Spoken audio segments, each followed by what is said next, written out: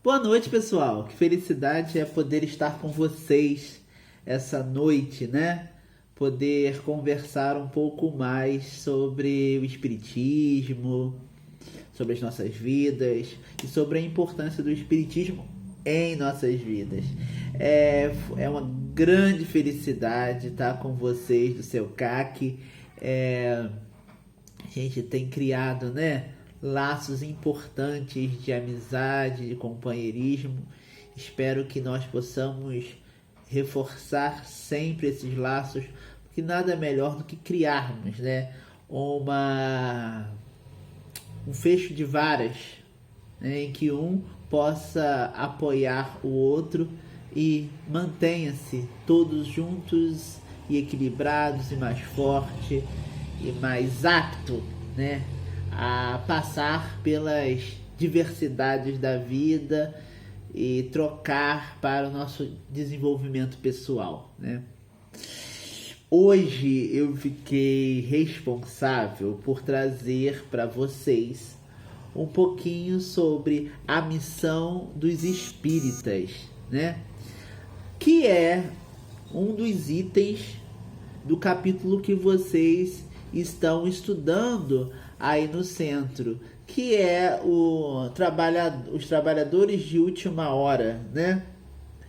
Do capítulo 20 do Evangelho segundo o Espiritismo. Então esse, né, que é o item 4, fala sobre a missão dos espíritas. E ele começa o texto assim, com uma abordagem muito importante e muito atual. O texto começa assim: Não escutais já o ruído da tempestade que há de arrebatar o velho mundo e abismar no nada o conjunto das iniquidades? Ou seja, parece que está falando de um momento tão presente, né? Arrebatamento, né? Alguns evangélicos falam muito do arrebatamento. E aí eu fui buscar o que seria arrebatar. É tirar a força. Então, talvez o nosso objetivo como espírita é fazer um arrebatamento também, mas um arrebatamento dessas energias, dessas ideias que não estão mais vigentes no tempo presente, né? Arrebatar esse velho mundo que diz o texto. E aí a gente tem muita coisa que a gente precisa repensar no mundo. Vou melhorar, que assim fica mais interessante. Em nós, né? Nós temos que tirar coisas de nós para criarmos um homem novo e para estar no mundo melhor. E coisas no mundo também que precisa ser repensada.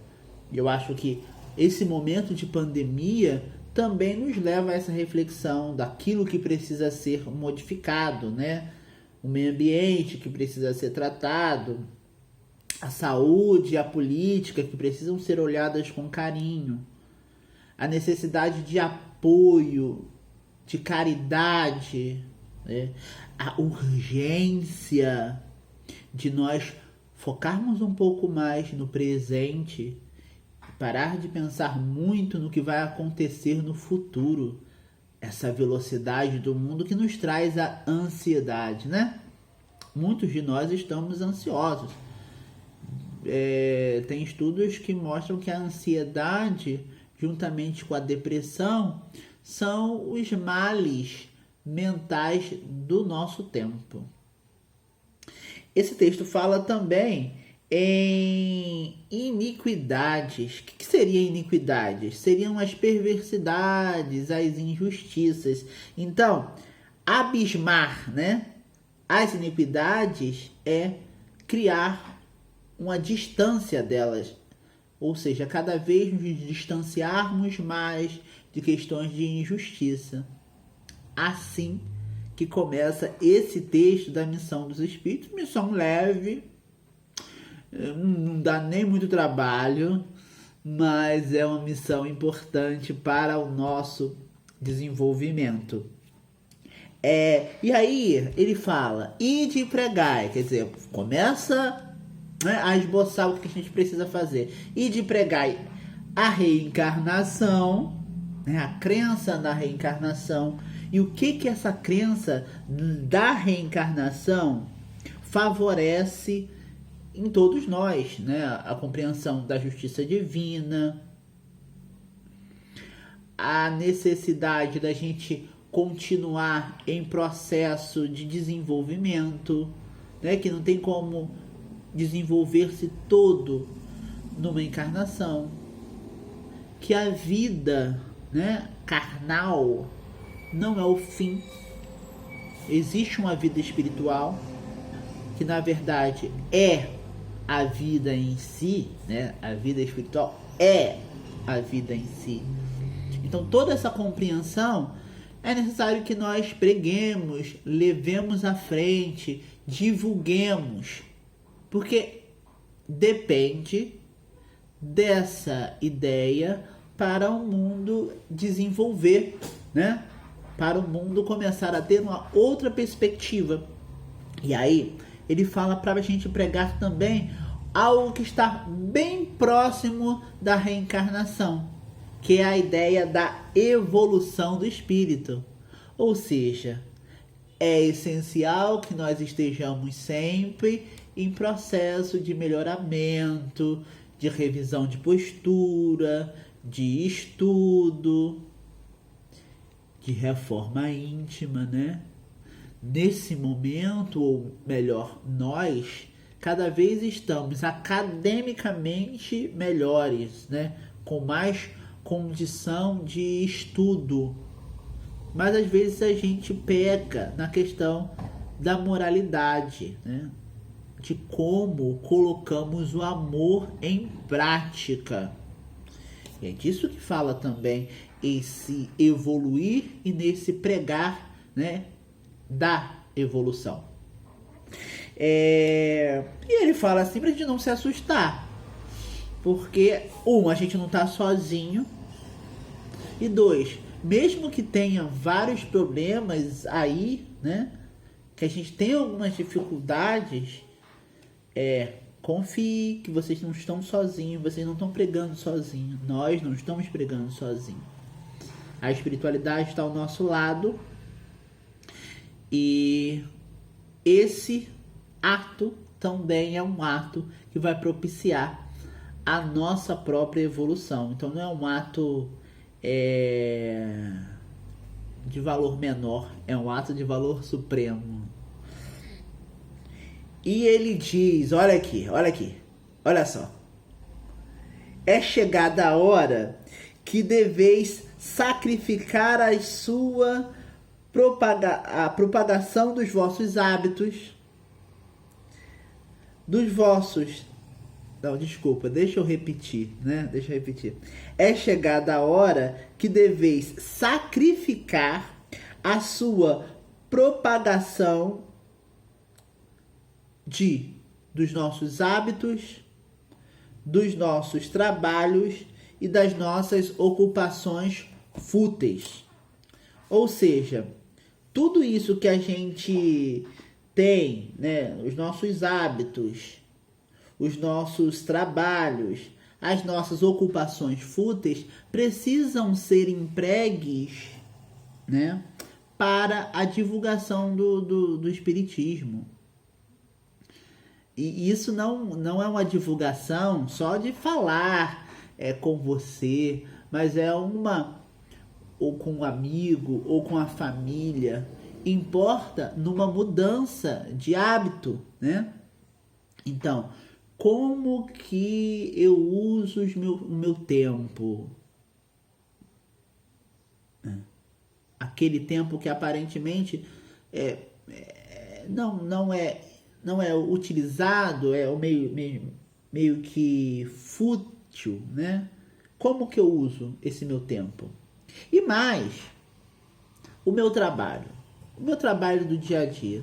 Será que eu levo conteúdo espírita nele? E aí eu não estou falando um conteúdo de fazer com que o outro seja espírita. Não é disso que eu estou falando. Será que no meu trabalho eu sou uma pessoa melhor, sou uma pessoa mais caridosa, sou uma pessoa atenciosa, sou uma pessoa que respeita a posição do outro? E será que eu uso os meus tempos de trabalho com objetivos ou coisas que favoreçam as ideias que eu acredito ou não? É a função do discípulo, né? Vários discípulos foram chamados por Jesus para o trabalho e tiveram que sacrificar alguma coisa, né? Nós somos os discípulos de uma hora bem mais tranquila do que aquela hora. Depois, ele continua dizendo como ou o que nós deveríamos pregar. Então ele diz: pregue o desinteresse aos ávaros. Né? Os ávaros são aquelas pessoas que são pão dura, sabe? Ou avarentas.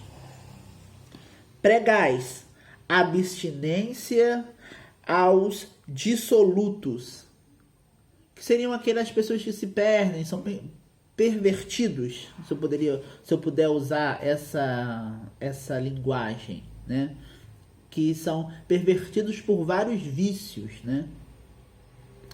Então ele pede pra gente pregar abstinência e a mansidão aos tiranos e despóticos, ou seja, esses que são mais ditatoriais, mais autoritários, é preciso pregar mansidão para eles. Então levar essas informações de mansidão, de desinteresse e de abstinência. Mas assim, tem uma passagem de Gandhi que é muito importante. Quer dizer, se você quer pregar a alguém alguma coisa, é importante que você tenha aquela coisa. Deixa eu contar a história. Provavelmente muita gente conhece. Gandhi, que foi um grande político indiano, que promoveu a libertação da Índia através de um processo pacífico. Ele uma vez foi consultado por uma mãe e levou o seu filho, né? Gandhi, por favor, me ajuda. O meu filho está comendo muita açúcar. E aí Gandhi falou, tudo bem, traz ele na semana que vem, que eu vou conversar com ele. A mãe obedeceu e na semana próxima levou o filho lá, chegando, né, em contato com Gandhi. A mãe falou, então, estamos aqui novamente, você já pode nos ajudar? Ele falou, claro que posso. Ele olhou para o menino e disse, coma menos açúcar. E só disse isso. A mãe não entendeu. Mas Gandhi, não estou entendendo. Você me desculpa, mas por que você está falando isso? Uma semana depois você poderia ter falado a mesma coisa quando eu te trouxe o menino aqui, quando eu vim pela primeira vez. Ele disse, não, porque eu comia muito açúcar. Então, para a gente pregar ao outro, é importante reformar em nós mesmos. E aí, um apontamento junguiano. Jung, como o fundador da psicologia analítica, ele falava que a gente precisa ter muito cuidado com as pessoas que a gente critica. Porque essas pessoas que a gente critica, a gente às vezes critica muito por causa de uma sombra, que é um problema nosso que a gente reprime. E aí quando a gente vê esse mesmo problema no outro, a gente critica o outro. Então, essa de ir de pregar, e a gente tem que ir e pregar com consciência. E todas essas questões, né, que eu falei, né, tanto da abstinência aos pervertidos, do desinteresse à pessoa que é pão dura, ou a mansidão para os autoritários, não vai ser um processo fácil. E aí ele diz na passagem que é um texto de Erasto. Eu esqueci de falar isso. Todo esse é um texto de Erasto. Ele diz assim: palavras perdidas, eu sei, mas não importa. Ou seja, às vezes a gente vai falar tudo isso para essas pessoas, mas as palavras vão ser perdidas. Mas ele diz que não importa. Não é esse o objetivo. E aí, eu sou evangelizador de juventude, né? As mães às vezes me procuram dizendo: eu não consigo com esse jovem, eu falo com ele sempre, ele parece que não me escuta. Eu falo: continue falando. Você acha que ele não te escuta, mas tudo fica guardado, tudo fica armazenado na mente dele, e uma hora ele vai acessar, se não estiver acessando naquela hora mesmo. E às vezes a gente, no embate, fala que não é aquilo ou que não aceita, mas o que a mãe diz fica guardado. E que a pessoa, o ato de evangelizar ou o ato de transmitir, né, é um ato paternal também, e um ato maternal, né? Se você for ver Pestalozzi, a figura dele é uma figura maternal. Isso quem fala é... Meu Deus, me deu um branco, mas o livro tá aqui. É a Dora Encontre, né? Que fala que a educação é um ato maternal. A Dora, ela é uma especialista em educação. E em Pestalozzi, o doutorado dela é em Pestalozzi. Pestalozzi, para quem não sabe, foi professor de Allan Kardec. Então foi um dos grandes mestres de Allan Kardec quando ele estudava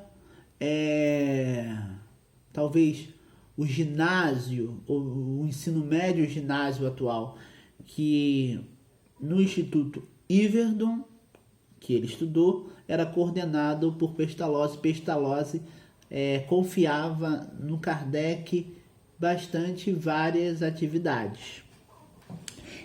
Vamos continuar. O texto não para por aí. E aí ele diz assim: lançai na cruzada contra a injustiça e as iniquidades.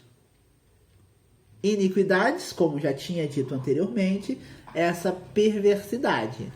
E a injustiça, a gente já conhece. Nada mais atual também do que esse ponto. No momento que a gente luta contra preconceitos, né? Luta a favor da natureza, né? Com pautas de natureza importante, que nós vemos lutas com o questionamento do autoritarismo, da imposição, né? Então todas essas lutas são lutas contra a injustiça e a iniquidade, lutas do momento. Olha como o texto é um texto do momento, né?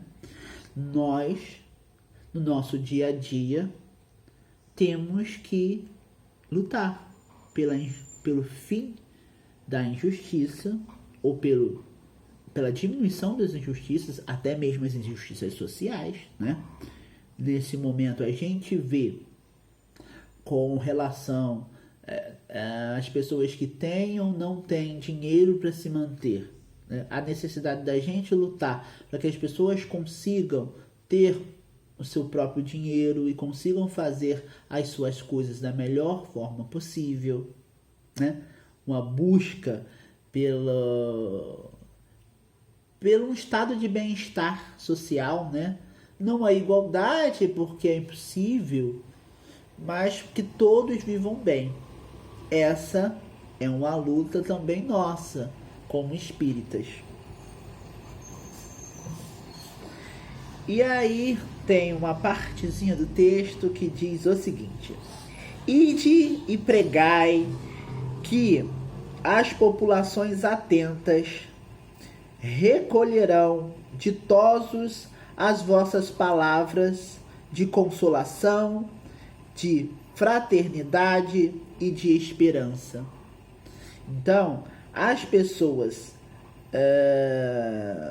que nos escutarão vão recolher justamente essas mensagens de fraternidade, de consolação e de esperança de uma forma ditosa, de uma forma feliz. É isso que a gente gosta e quer ouvir, sendo nós essas pessoas que buscam amor, né? Como é bom ser amado, não é verdade? A gente ama ser amado. Se a gente ama ser amado, a gente se sente bem com a fraternidade, a gente se sente bem com a esperança e a gente se sente bem sendo acolhidos. Quem não gosta de ser acolhido? Ser abraçado no momento de tristeza. Ter a possibilidade de confiança que as coisas vão melhorar. Quem não se sente cheio, bem, feliz com esses ensinamentos?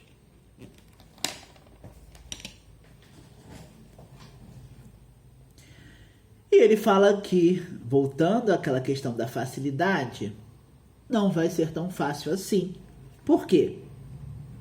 Existirão algumas armadilhas pelo caminho. Mas somente lobos caem em armadilhas de lobos. Ou seja, só aqueles que ainda têm alguma dificuldade de lobo vai cair nas armadilhas do lobo. E esse processo de cair em armadilhas do lobo é um processo que pode significar também um processo de amadurecimento e de melhora. Mas fiquemos atentos, né? Alguém põe uma armadilha lá, se você não precisar desenvolver aquele ponto da armadilha, você não vai se pegar nesse tipo de armadilha. Como assim, Jovian? Pois bem, se você tiver a calma como uma virtude sua, quando você à frente vir alguém sendo ríspido e cruel com você, você não vai se encolerizar. Você vai ter a calma necessária para passar por aquilo. Então, somente lobos caem em armadilhas de lobos. Então, se você cair nas armadilhas, use a armadilha a seu favor. Aprenda com essa armadilha. E aí o texto continua: crede sem fazer questão de ver e aceita os fatos da mediunidade, mesmo sem poder ver. É aquilo que o espírita, né, na sua missão, nem sempre vai ter a mediunidade. Mas ele vai crer na mediunidade porque ele crê na filosofia. Ele crê em toda a ciência, né? Ele aceitou aquela filosofia como a dele, sabe distinguir, sabe as origens das mensagens, tudo isso. E tem questões que ele não vai precisar ver para crer, porque ele já sabe. Você não precisa levar um choque na tomada. Se você sabe que ali tem energia, você não vai colocar o dedo ali. Algumas crianças colocam, mesmo quando as mães dizem para não colocar. Mas outras crianças, com a mãe dizendo, não coloque porque é perigoso, você vai levar um choque. Não vai colocar. Ela precisou tomar o choque? Não. Ela acreditou na mãe. Ela entendeu todo o sistema. E sabe que, se eu encostar o dedo ali, vou levar um choque. Outra coisa, a fé nesse processo do espírita, da missão do espírita, é uma virtude ativa que desloca montanhas. Se a fé, a confiança, desloca montanhas, nós precisamos usar essa mesma fé, essa mesma confiança para ajudar a diminuir as impurezas dos homens, no coração dos homens, e os vícios que vêm dessa impureza. Ou seja, pensa bem, se a fé move montanhas, será que ela não move essas impurezas? Muito mais. Tem o poder muito maior. E aí, atenção! Essa fé que remove impurezas, novamente, primeiro que precisa remover essa impureza é você. Você precisa remover essa impureza em você. E removendo essa impureza em você, você consegue ajudar o outro a retirar essa impureza também dele. Essa remoção das impurezas precisa ser primeiro uma atitude nossa para conosco mesmo. Não vê a grama do vizinho, não. Olha, fulano de tal fez aquilo.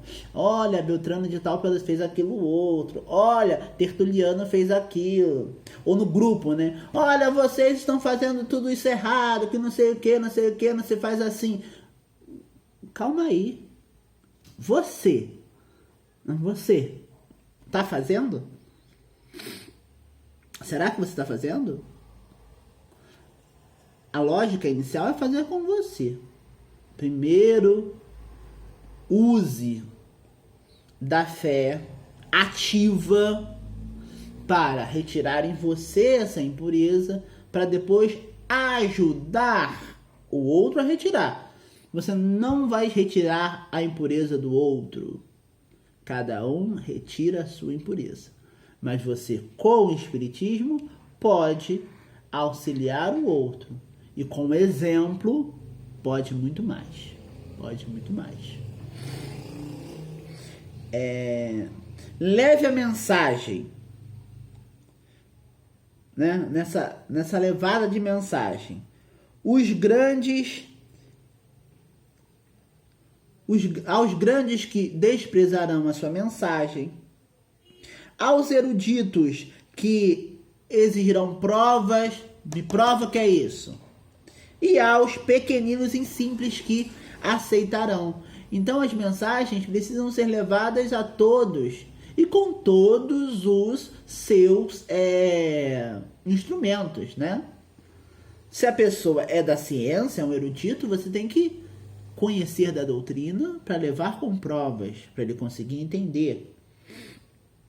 Aos grandes que vão desprezar, você precisa ter um processo de mostrar as histórias do Espiritismo, como se desenvolve essa mudança e o que essa mudança pode trazer de proveito para todos. E aos pequeninos, os mais simples, que às vezes terão muito maior facilidade a compreender, né? Aqui diz: os pequeninos e simples aceitarão, não terão dificuldade nisso. Um ponto aqui é importante. Aqui, a gente não precisa ter como meta evangelizar ou levar o espiritismo para todo mundo, que todo mundo seja espírita. Não é isso. Não é isso. É levar essa mensagem de fraternidade, de caridade, de fé, de amor para as outras pessoas. Aquelas pessoas que tiverem facilidade, você leva. As pessoas que não tiverem facilidade, você leva. Mas se as pessoas não quiserem, aceite o tempo das pessoas. Ninguém gosta de ser mudado com marretadas. As pessoas gostam de ser corrigidas com carinho. E até mesmo quando a gente vai corrigir alguém ou vai falar alguma coisa com alguém, para que falar para todo mundo ver, às vezes para denotar que você é forte, né? Poderoso. Chega na pessoa, conversa com a pessoa. Seja espírita, né? Seja caridoso, seja carinhoso. Ficar falando atrás das pessoas, qual o objetivo? Né? Uma questão aí. O meu tempo está acabando. Então eu vou tentar fazer os apontamentos finais. Arme-se a vossa falange de decisão e coragem. Mãos à obra. O arado está pronto, a terra espera, arai. Ou seja, é hora de nós agirmos. Mãos, usar as nossas mãos para consolar, para levar apoio, para explicar, para embalar, para plantar sementes de caridade, de carinho, de amor, de ensino. Mãos à obra, né? Olha a mensagem. Mãos à obra. O arado está pronto. A terra espera. Tá tudo pronto ali, né?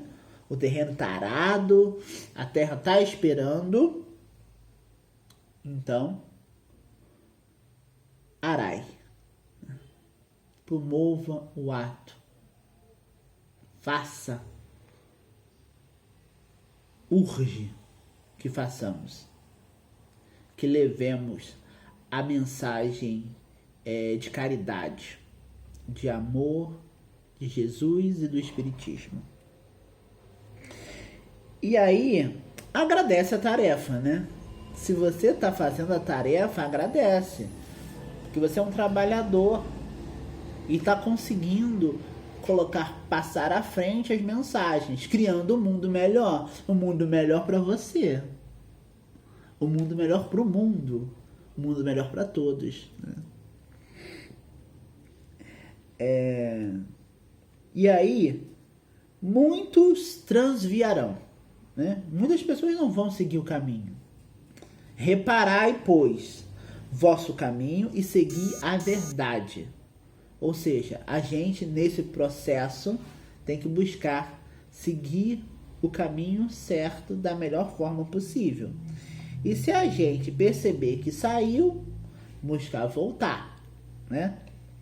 Mas aparece uma mensagem, se muitos transviarão, né? Tem uma pergunta lá. Como reconhecer dos que se acham no bom caminho? Como eu sei que eu estou no caminho bom? E aí a resposta. Reconhecerei pelos princípios de caridade que ensinarão e praticarão. Então você reconhece que você está seguindo o caminho do bem ou o bom caminho quando você está ensinando e praticando a caridade, colocando em movimento o amor.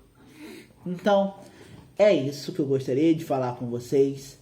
Tudo de melhor, muita paz, muita luz, muita força, máscaras, né? Máscaras, álcool em gel e segurança. Foi uma felicidade estar com vocês. Beijo enorme e vamos juntos. Vamos que vamos. Aproveitem. Espero que tenha sido útil o que eu falei. Espero que vocês tenham gostado. Um beijo enorme. Fico muito feliz de ter passado esse tempinho com vocês. Um beijo.